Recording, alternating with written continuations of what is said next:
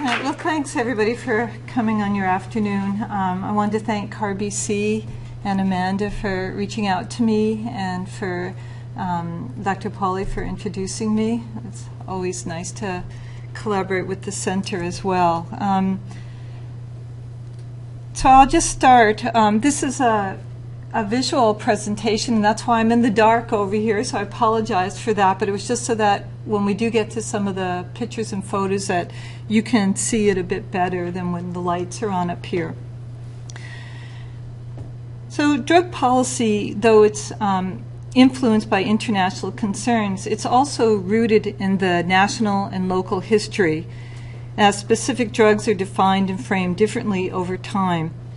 And until the 19th century, there was little distinction between medical and non-medical use of opiates, and they were consumed by all classes of people. Opium, alcohol, and tobacco consumption were embedded in social customs in Western nations, including Canada. However, today drug consumption is quite different than in the 19th century, and so too is drug control. I'm interested in drug prohibition because the crime rate in Canada has been it's at its lowest since 1969 right now. But police-reported crime rate, even though it's decreasing, drug offenses have been steadily rising over the last 30 years. And we can see that it's possession of cannabis that seems to be the drug that is most often regulated and that people are arrested for. And in BC, cannabis possession arrests have doubled between the years 2005 and 2011. So in Canada, we adopted what we call a prohibition approach to regulate the use, possession, and selling of cannabis and other criminalized drugs. But we could have taken a different approach. The prohibition approach is primarily a criminal justice approach in Canada, and though today you may say, oh, well, we have drug treatment, we have other initiatives, that's a fairly recent component of our drug policy. But early on, there were few controls, if any controls at all, and white settlers, colonizers who arrived on the shores of what's Canada today brought their traditional plant-based medicines. Patent medicines with opium from the poppy plant was widely used for the relief of pain and for intestinal problems, and laudanum also became very popular. It's an opium-based medicine. And prior to criminalization, it was upper middle-class white women were the largest consumers of these opiate drugs. And they were advertised freely in magazines and in stores. And cannabis tonics became quite popular in the early 1900s, late 1800s. And physicians advertised and wrote articles about the benefits of cannabis tonics for people's health. And the Coca Plant, which we often think about it being widely used in South America for its nutritional, healing, and spiritual components, became quite popular as well in patent medicines and elixirs. And we find coca or cocaine in a number of products that were available in Canada and other Western nations. So here's some cocaine toothache drops that were sold in stores and by mail order. Coca-Cola, of course, originally had cocaine in it. Vin Mariani was a wine, and it's just one of many wines and tonics that included cocaine. And then we have Bayer's heroin, and most of us are, probably familiar with Bayer's aspirin, but in fact they produced heroin. And it's what we call a semi-synthetic drug. It's made from morphine, which is a compound found in opium. And our ability to extract compounds from plants occurred in the 1800s. We didn't have the scientific knowledge to do that beforehand. Heroin was made from, or is a semi-synthetic drug drawn from morphine. This is the beginning of what we might consider our ever-expanding pharmaceutical industry, was that extracting compounds and then making synthetic drugs as well as semi-synthetic drugs. But heroin was used for coughs, pain, other common ailments, and again advertised in medical journals, storefronts, and mail order.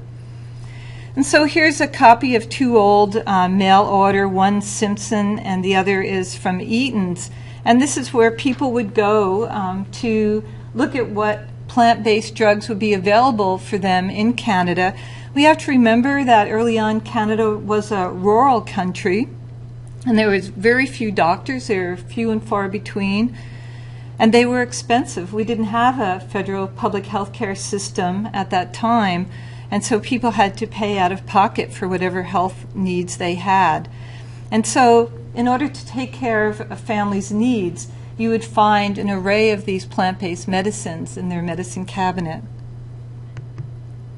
There are also some early drugstores where people went to regular general stores for some of these drugs too if they lived close by. Well, Canadians also had access to alcohol and tobacco, and we've chosen mostly to legally regulate these drugs rather than criminalize them, even though we know they're associated with some of the most harmful health-related problems. And we have had some alcohol prohibition. I'll only talk about that a little bit today because that would be a whole talk outside of this. But until colonization, what is now Canada was virtually alcohol-free.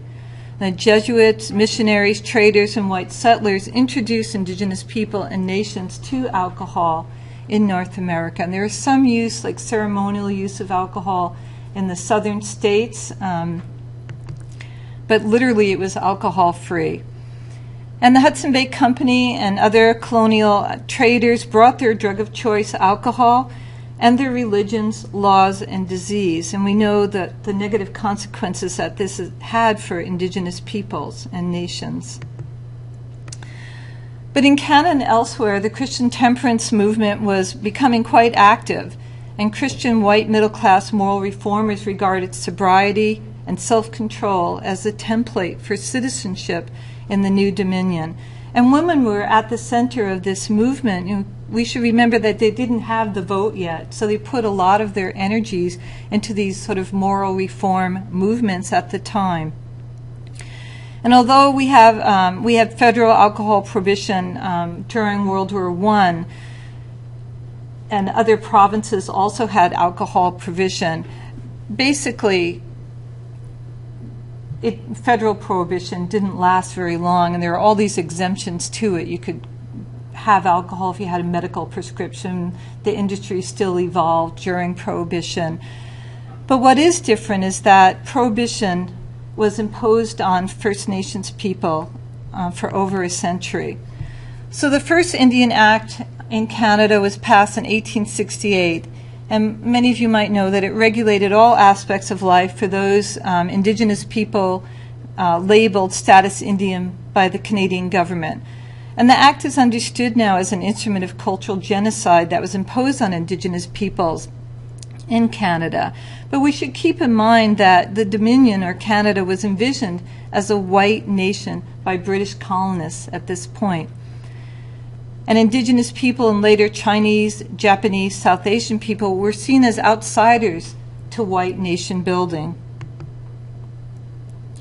So the 1868 Indian Act included a provision that prohibited the sale and consumption of alcohol to status Indians. So to drink legally, to vote, you had to give up those rights to keep your status. And alcohol prohibition lasted right up into the 1980s. And for more than a century, it created more harm than good.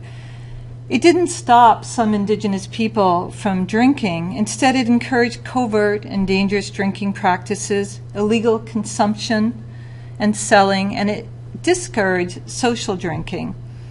And thousands of Indigenous people were arrested and imprisoned due to this law. It was a punitive and racialized social control mechanism used by the Indian agents and the police, and it also contributed to enduring stereotypes and legal discrimination. And this was a notice just saying that there would be a $300 fine and 6 months imprisonment for any Indigenous person that was found intoxicated or if anyone had sold to an Indigenous person in Canada. Well, at the same time that the Christian temperance movement was gaining strength and Indigenous people were being stripped of their lands, Chinese workers were invited to Canada to work on the National Railway. And the railway in Canada was envisioned by the federal government as a project to unite the country and white settlements throughout this large land that had been colonized. Well, the railway was a dangerous job, and Chinese men who came to work here on the railway were seen as very honest, good laborers, and they were paid less than the white laborers, and they were given the most dangerous jobs on the CPR railway. And this is a CPR work camp in Kamloops, and so very rustic settlements that they house people all along the railway line. And it was completed in the late 1800s, and at that time many of the laborers settled in Vancouver and in Victoria. But attitudes against Chinese people became very extreme, and racial discrimination increased, and the famous head tax was imposed in Canada, and limits to stop immigration from China and from families from being unified in Canada.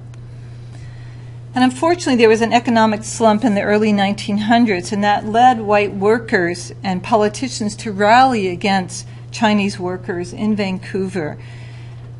They felt that Chinese laborers were competing with their jobs at that time, even though there doesn't seem to be evidence of that.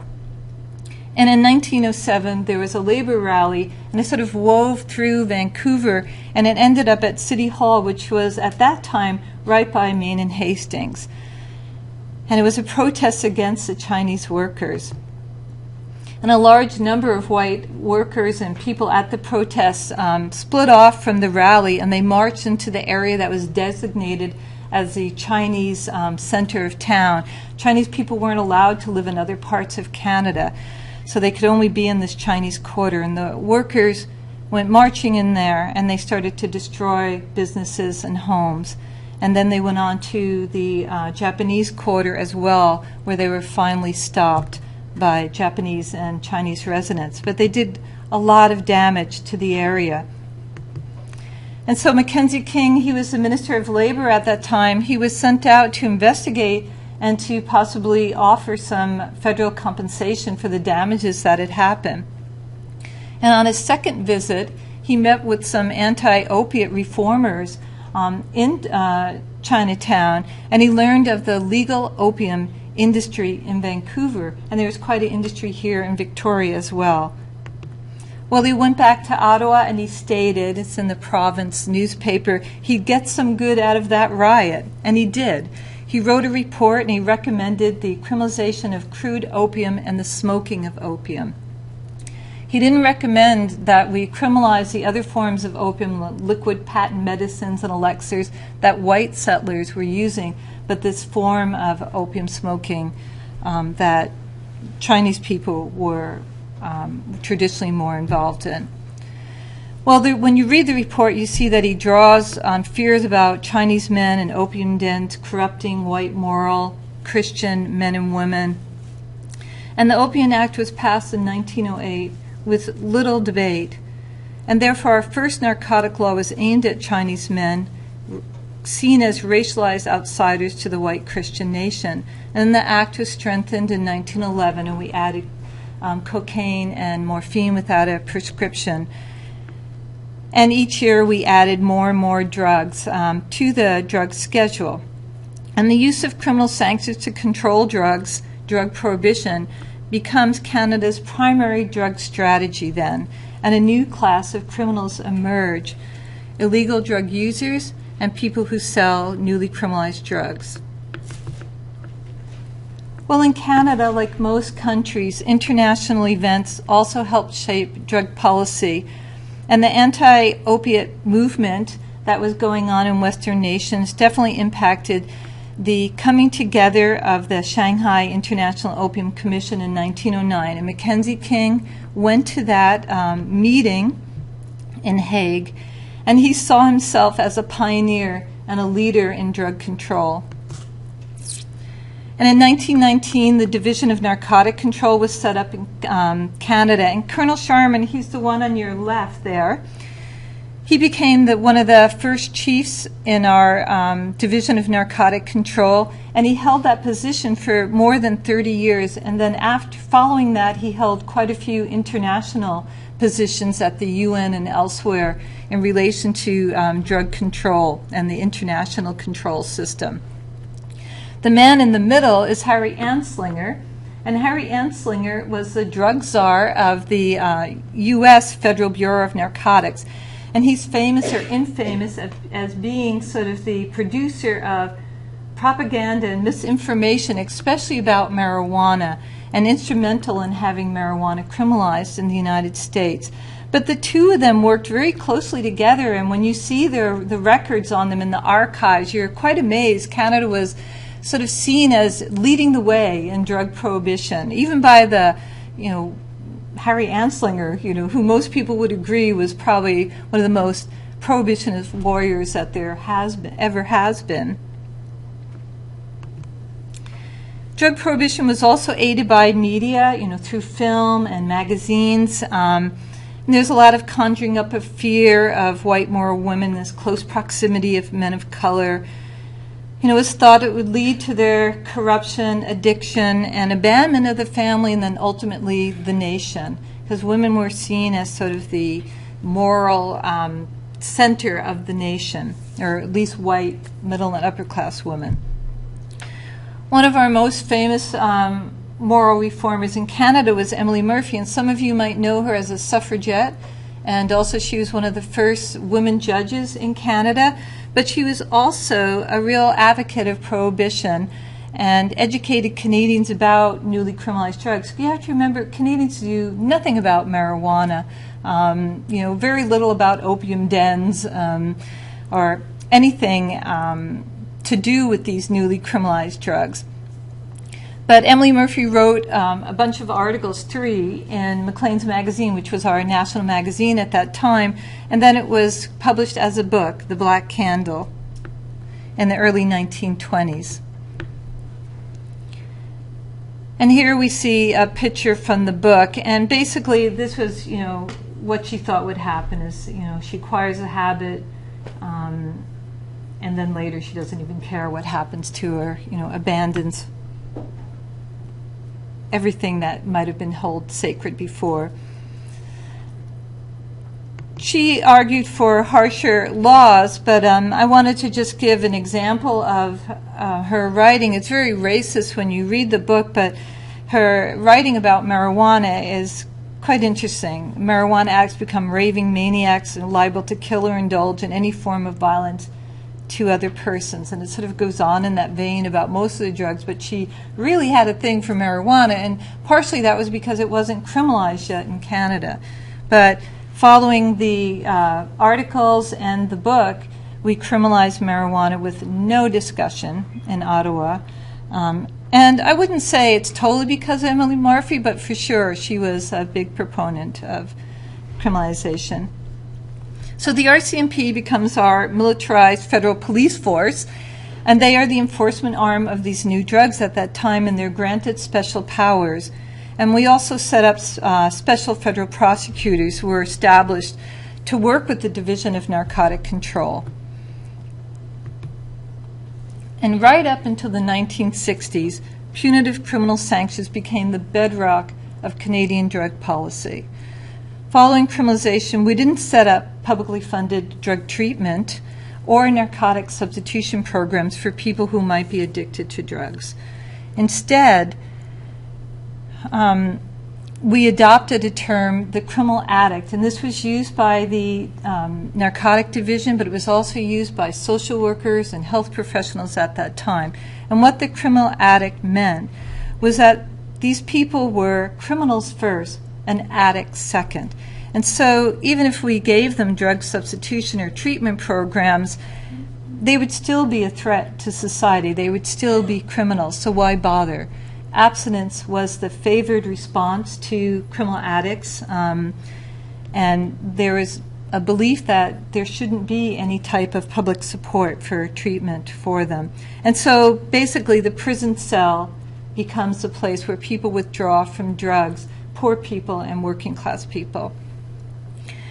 As well, we enacted legislation that made it illegal for doctors to prescribe drugs for non-medical use or for for treatment of addiction. And in fact, the maximum penalty was 5 years, right up until the late 1950s. And this is quite different than what happened in other countries, even the United States, early on after they created their first federal legislation around criminalization of drugs. They set up what we call narcotic clinics. It was interesting, these clinics, that they provided free narcotic prescriptions, but they weren't looking for a cure. They just wanted to prevent suffering. They're quite unique, and the history around them is interesting. They did get shut down because sort of the prohibitionist punitive movement, unfolded more strongly. But in the UK, doctors maintain the right to prescribe heroin for addiction purposes and for other pain relief. And in 1967, they had to be licensed by the Home Office, but that wasn't that difficult. And so even today, it remains an option, a legal option in the UK. And again, in Canada, from 1920 until 1970, the Division of Narcotic kept files on every known addict in Canada. It was a very small population. They had files for what they called criminal addicts, a file for traffickers, and a file for professional addicts. So professional addicts would be doctors, pharmacists, or nurses. And those files are still impossible. They won't allow researchers to take a look at them. But some have looked at the addict files, and in those files you'll see that the RCMP and the local police kept track of every personal issue related to that person, every court appearance. They wrote letters to their doctors. They kept track of what prescriptions that they were using. They're very comprehensive. And what we saw in Canada was, following the arrest and imprisonment and deportation of Chinese residents who used opium in smoking form, that drug practices shifted in Canada, and the new user population was poor and working class white people, and they were using heroin and morphine and cocaine, and they were injecting their drugs and not smoking them. And this small population of heroin users was based in Vancouver and in Montreal, and a bit in Toronto, but not as much. And they were very well known to law enforcement. So this high level of surveillance of this very small group of people led to them being imprisoned for most of their life. They'd go in prison, they'd come out a couple years later, back in prison 3 months later, just back and forth in prison, and for some, very long prison terms. And women were seen as especially problematic. When you look at the literature, the few times that they did talk to women in the research, they're labeled as criminal addicts, but unlike their male counterparts, they're seen as being promiscuous and immoral, as working in the sex trade, and their drug use is sexualized in the studies, as it is today, unfortunately. And illicit drug use was seen as incompatible with female gender norms and with mothering, and child apprehension became the norm for women who used illegal drugs in Canada. And this is a magazine from 1937, The Truth About Marijuana, Sex-Crazing Drug Menace. But there was change in the air after World War II. And later on in the 1950s, there was opposition to drug prohibition. And Ernest Winch was a BC MLA in the late 1940s, and he started demanding that we establish narcotic substitution treatment and that people addicted to narcotics should not be sent to prison. And he led the way for a drug treatment movement in Vancouver. And the city formed the Community Chest. It was a narcotic committee that came together in 1952. And they also recommended that people addicted to drugs, that it was a health issue and not a criminal matter. And they wanted to see a narcotic substitution program set up for people addicted to narcotics. But unfortunately at that time, the federal government and the RCMP rejected their demands. And instead, they enacted probably one of the harshest drug laws in Western nations, our 1961 Narcotic Control Act, where we had maximum life sentence for trafficking, which we still have today. So we haven't reduced that penalty at all. But change was in the air, and the first 4-bed facility, a publicly funded treatment facility, was established in Vancouver in 1958 by the Narcotic Addiction Foundation of BC. And they started to experiment with using methadone, a synthetic drug that some people use as a substitution when they've been addicted to heroin or other narcotics, for withdrawal purposes at their clinic in Vancouver. Meanwhile, while this was going on, while we had our, one of our most prohibitionist laws enacted, in Saskatchewan, at the Saskatchewan Mental Hospital in Weyburn, there were doctors and psychiatrists experimenting with using LSD for therapeutic purposes. And this therapy and experimentation went on for almost 15 to 20 years there. And Dr. Abrenhofer and Dr. Osmond Humphreys began these experiments with people who were schizophrenic and people who were alcoholics. And they found great success in their treatment program. As well, in BC, the Hollywood Hospital, which was a private institution, opened up. Well, it had been there, but it shifted their practices to start treating people with LSD as well. But unfortunately, as the 60s approached, there was a lot of confusion about LSD and worry about the use of the drug. And LSD was criminalized in 1968, and doctors weren't allowed to experiment with therapeutic use of it anymore at that time. And so what that did was it ended medical research, but it also created a new black market for LSD to be sold and bought. Well, what we saw in the 60s was a huge shift in the way Canadians thought about drugs and the way that they started to consume drugs. We had a youth movement and not so youthful experimenting with criminalized drugs like marijuana, cannabis, LSD, and other drugs. But as soon as white middle-class youth started to be arrested, there was a backlash, and parents were quite upset about this. Drug arrests just escalated in Canada. And there were calls to decriminalize or create a legal regulatory system for marijuana. And this was the Georgia Straight. It used to be such a political paper. When I was in the library going through the archives of the Georgia Straight, I had forgotten just how political it was in its early years, unlike today. But anyway, here was a 1969 issue where they were calling for the idea that anyone who has possession of marijuana or uses it should never end up in prison or have criminal sanctions. It's difficult to see. I apologize. It's not coming up so well on the slide. But they ran a bunch of different covers and back covers and articles about police brutality in Vancouver at that time. The mayor in Vancouver talked about youth or hippies at that time as trash, and they wanted to clean the trash up out of Vancouver and get them to leave town, basically. So they started undercover operation called Dustpan. And in response to all of these arrests in a couple of week period, people organized a Gastown Smokin' and Street Jamboree, and the purpose of that jamboree, it was peaceful, and it was to call for the legalization of cannabis and an end to police brutality. And that was in 1971 in August. And so people went down there peacefully, and most of us know this as the Gastown Riot today.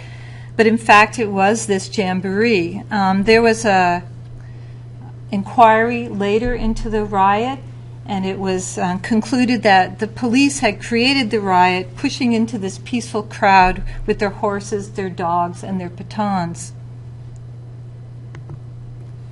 Well, responding to all of these events, in 1969, the federal government decided to do a commission into the inquiry into the non-medical use of drugs. And it was due to the concern of this expanding drug use, but also the increase in arrests. But they didn't look at legal drugs such as prescription drugs or tobacco and alcohol, and it was unfortunate, actually. And so the Dane Commission, at the end, they put out a few reports, but they basically recommended that we have more publicly funded drug treatment, that we have methadone treatment and less penalties for cannabis, and that people should not be criminalized for possession of drugs. They were very critical of law enforcement. And in 1970, the federal health and welfare minister claimed that the government would legalize marijuana. Well, we know this didn't happen. But law enforcement resisted these recommendations. And drug treatment, what we did have, it expanded a bit, but it remained abstinence-based. And so people who couldn't comply for whatever reason were thrown out of the program. There was very little, there was really no services for them in that case. It's unfortunate that the Dane Commission didn't include prescribed drugs and tobacco and alcohol, because we see by the early 1970s more and more prescribed drugs being produced and advertised and being used also in ways that you might not recommend, or a doctor might not recommend. And today we have more than 10,000 prescribed drugs and over 3,000 over-the-counter drugs, where in the early 1960s we only had 300 prescription drugs. So that's a huge cultural change, you know, the world that we live in today and the world that people lived in 50 years ago. Many of these drugs are life-affirming, so I don't want to say like, oh my God, all those prescription drugs are bad. But others cause more problems than we initially suspected. And I think my point here is that drugs aren't going to go away. We have new synthetic drugs being produced daily, but what we could think about is better ways to educate people about drugs and to regulate the pharmaceutical industry.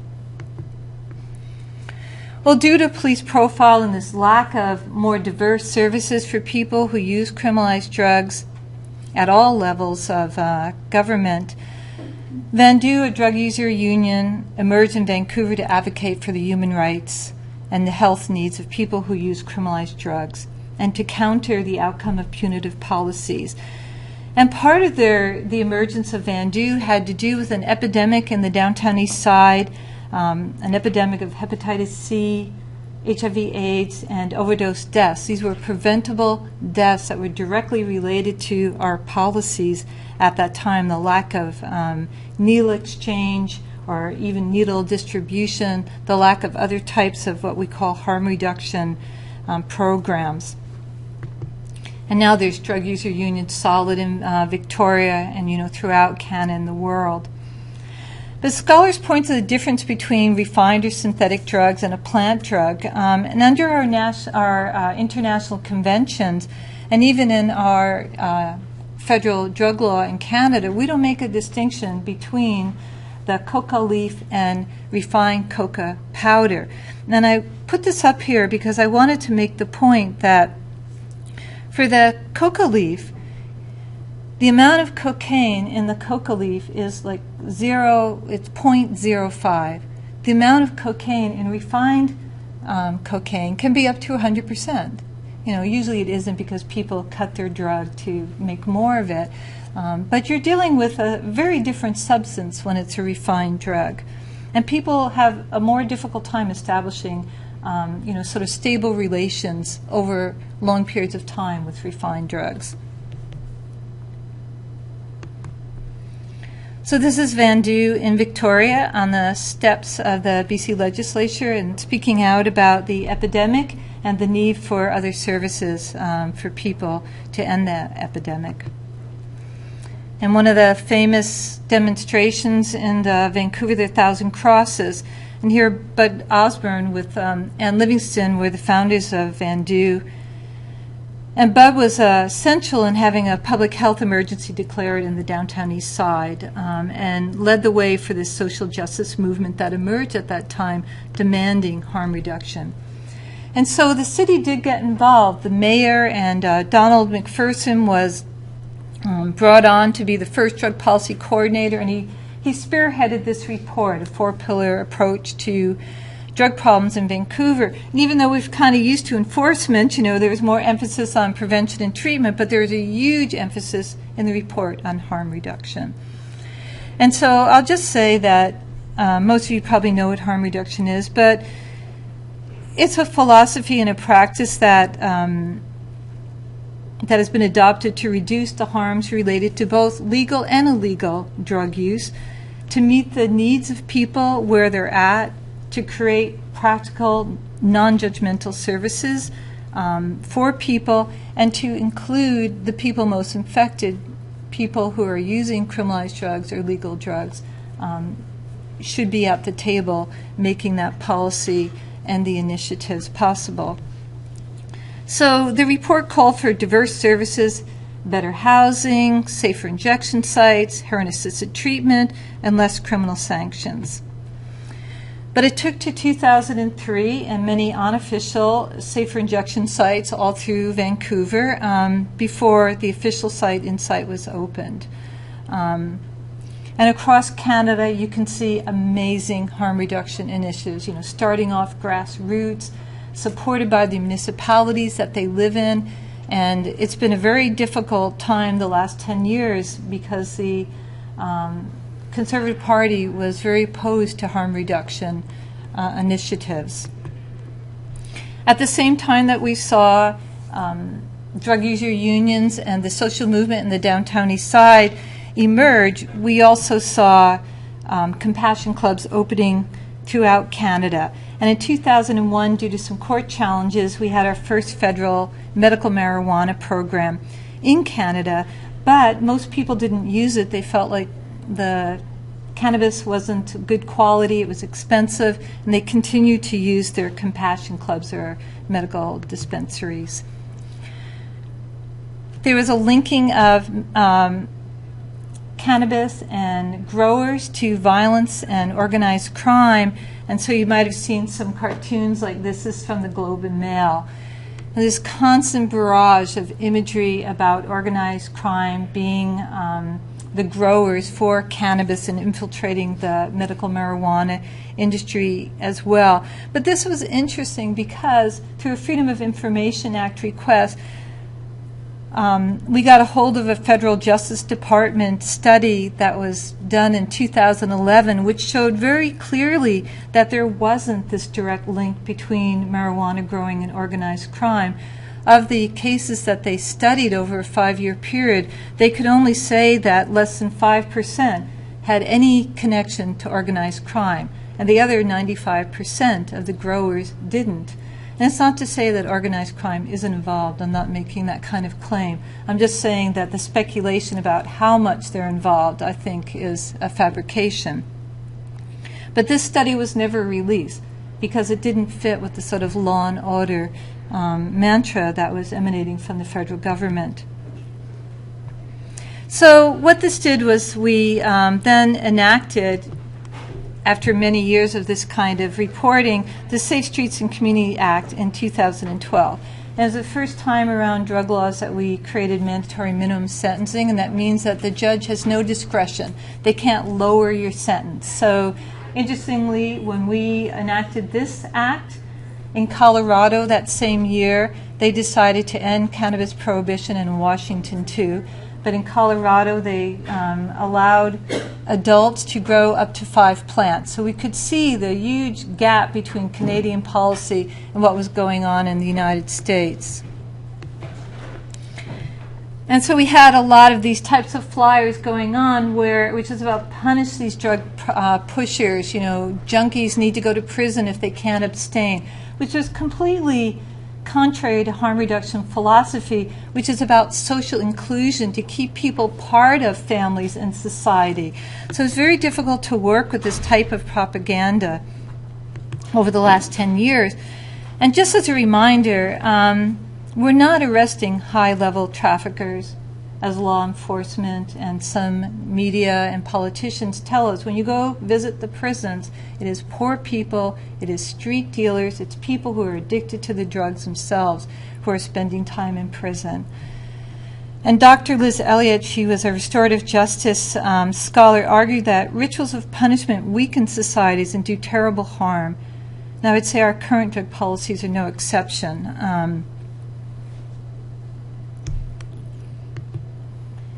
I'm not going to go into this because I just saw the time, but we do see that there's some federal and city struggles going on with these pop-up marijuana dispensaries. And interesting enough, the city of Vancouver decided to regulate them, which was contrary to federal. They're all illegal, by the way. But they've decided to regulate them and created bylaws, and so is Victoria is on board for that as well. And you could say that this is just, stems from our failed drug policy. People want the drug. They see what's going on internationally. So we've had a huge change, as you know. Justin Trudeau campaigned, the Liberal Party campaigned that they would legally regulate cannabis once if they got into power. And they won the election. And so we may see a change. I'm waiting to see. We've come to that place a few times, historically, especially in the 1970s, when we thought, something's going to happen. It didn't, though. So these are very entrenched ideas that we're dealing with, for over a century, and many myths and misconceptions about who people are who use drugs and people who sell and produce them.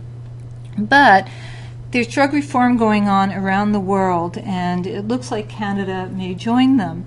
I want to just end with saying that people feel that prohibition, scholars and researchers around the world have said that a century of prohibition globally has worsened the health and well-being of drug users. It's increased imprisonment, violence, especially in countries like Colombia and Mexico that feel firsthand the violence of drug prohibition. It's increased violation of human rights.